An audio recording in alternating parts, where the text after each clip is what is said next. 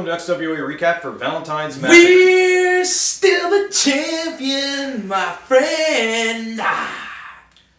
A great tribute to a classic song.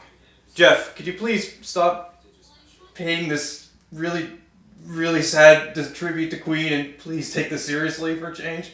I'm always serious. Clearly. I'm a broadcast journalist, you know. Of course. Anyway, XWA presented Valentines Massacre. For those of you who could not attend the event, here's what went down. In our opening contest, El Hansamo took on one half of the Renegades, Eric O'Connell, with Jack Spears in his corner. Now, let me handle this one as only a serious broadcast journalist can.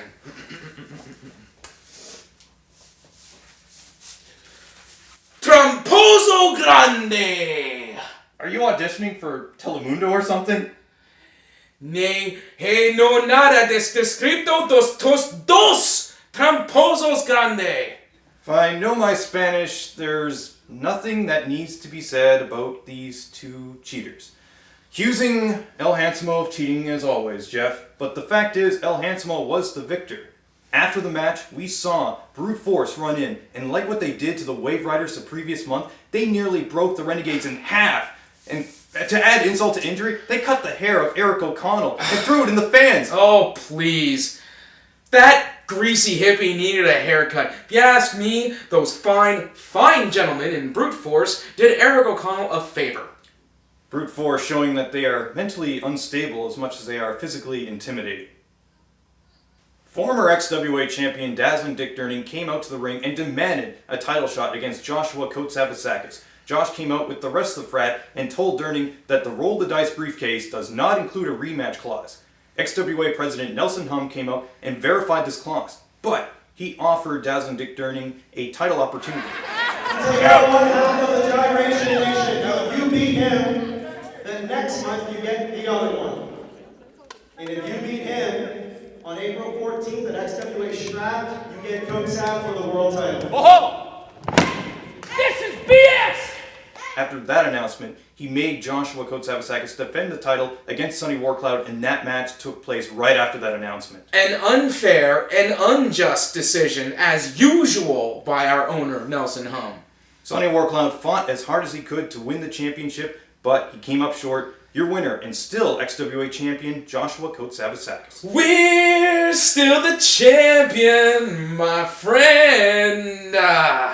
James Steele was looking to have Valentine's Massacre be the night that he would settle things with Wesley Pipes once and for all in a Falls Counts Anywhere match. As Steele was heading towards the ring from the back, Pipes snuck up behind him, hit Steele with the steel chair, he put Steele in a crossface, made him tap out, and your winner in record timing, Wesley Pipes. A brilliant move by a smart man using the rules to his advantage. What you call brilliant is downright cowardly. Wesley Pipes is going to eventually have to face James Steele face to face and without using any sneak attack tactics. You talk like such a square sometimes.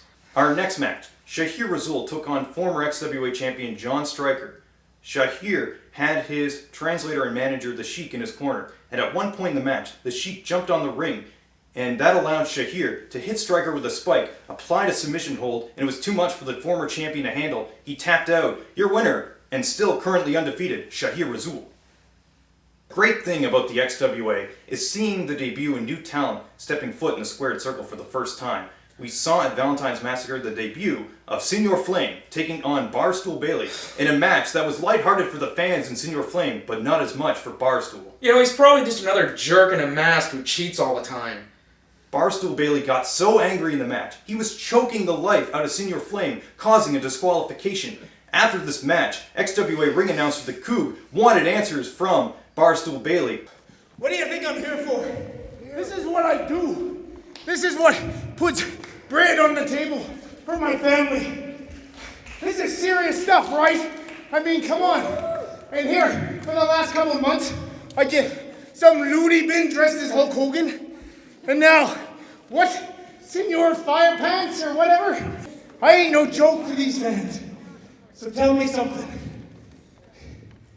Am I a joke to you? No, Barstool. I've always found you entertaining, just like everyone else has. Entertaining? You find me entertaining? What, like a clown or something? You think I should put on a little dance in a little show? Ooh, look at Barstool. He likes to drink. He likes to dance.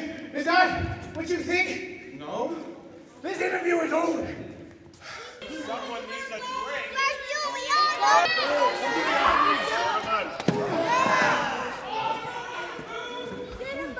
You know, if you ask me, that fro-headed goober got exactly what he deserves. Who does he think he is mouthing off to a fine gentleman like Barstool Bailey? Julius Fantana defended the Elite Championship against Ryan Heath. What? Really? I mean, do we have to? Ryan Heath came out dressed as Julius Fantana. I'd like to dress something to smell and hum. I call you that because you smell. Particularly you stink at taking care of your injured workers. Proceed. Ryan Heath's associative disorder had him come out thinking that he was Julius Fantana, and as good as an imitation that he was doing, there's really only one Julius Fantana. Look, the match was good. It was back and forth, and it really did look like that Ryan Heath had the match well in hand. However, towards the end, Julius Fantana was about to hit the 450 when he was distracted by Johnny Versace on screen, going through his belongings. Heath thought he could take advantage of the distraction, but Fantana was able to pull out the victory and retain his Elite Championship. You know, this just proves that Versace is as savvy in the ring and with the mind games as he is with his fashion sense and style. Versace has his sights set on Fantana and his Elite Championship, and he's getting the ire from Fantana by using these mind games. Our main event. Folks, Jeff and I often have a disagreement when it comes to the rules and the conduct that the wrestlers have both inside and outside the ring. But we can agree that this match between Dazzling Dick Durning and Chip Chambers was a classic. The words you are hearing from my mouth and the clips you are seeing either online or at the venue do not do justice of the high velocity action that these two athletes had. Agreed. Both competitors left their hearts on the mat for this one. It's going to be hard for any two wrestlers to live up to that match.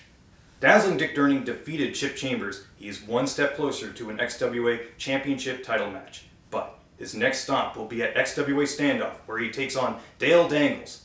Also, you will see Julius Fantana defend the Elite Championship against Johnny Versace. That's again, XWA Standoff, March the 10th, Samuel de Champlain, doors open at 7, bell time 7:30. Don't you dare miss it.